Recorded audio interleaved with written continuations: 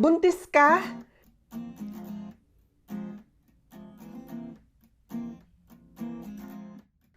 Sino naman ang ama niyan? Nakakaloka ka naman, Beshi. Lagot ako nito.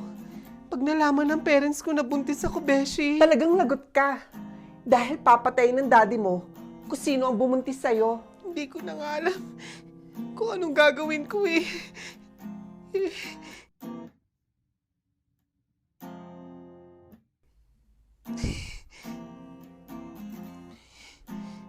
Wala ka ba talagang naaalala kung sino ang may gawa sa'yo niyan, Beshi? Emma, ano ba? Tinatanong kita. Teka lang naman.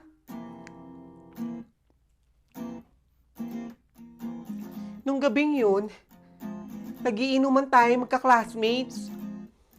Tapos, nung nalasing ako, pinapasok ako ni Richard sa kwarto.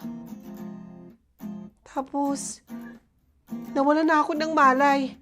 Hindi ko na matandaan kung ano mga kasunod na nangyari. OMG! Si Richard ang gumawa sa'yo niyan?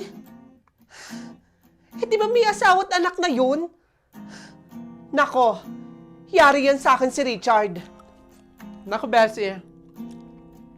Kilala ko si Richard. Hindi niya magagawa sa akin yun. Mabait na tao yun. Anong mabait?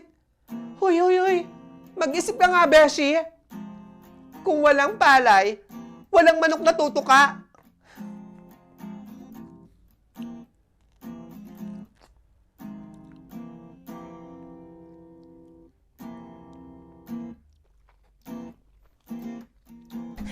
Beshi, yung mga magulang mo, nasa labas ng apartment. Anong gagawin ko? Hindi ako pwede makita nila, Mami. Tulungan mo ako, Bessie. Teka, mag-iisip ako ng paraan. Anong paraan? 7 months na yung tiyan ko. Paano ko maitatago sa kanila to? 2 buwan na lang, manganganak na ako, Bessie. Tumigil ka nga. Nag-iisip na ako ng paraan eh.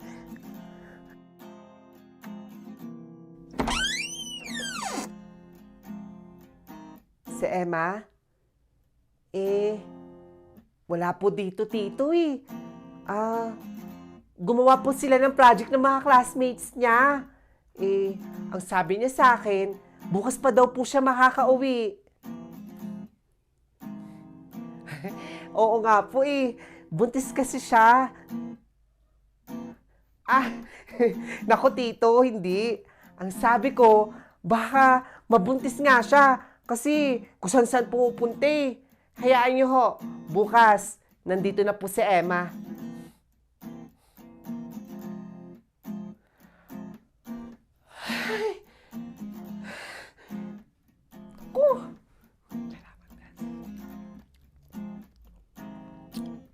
Kapagod mag-basketball. Next game ulit, pre ah. Richard, buntis ako. At ikaw ang ama. Ano? Buntis ka? At bakit naman ako ang ama niyan? Wala naman nangyari sa atin. Huwag kailangan magmangmaangan pa, Richard. Dahil nung gabing nagiinuman tayo, pinapasok mo ako sa kwarto at dun mo ako pinagsamantalahan. Oo nga. Ako ang nagpasok sa'yo sa kwarto. Pero umuwi na rin ako noon. Kung hindi ikaw, sino ang ama ng anak ko? Kilala ko kung sinong tatay ng anak mo. Si...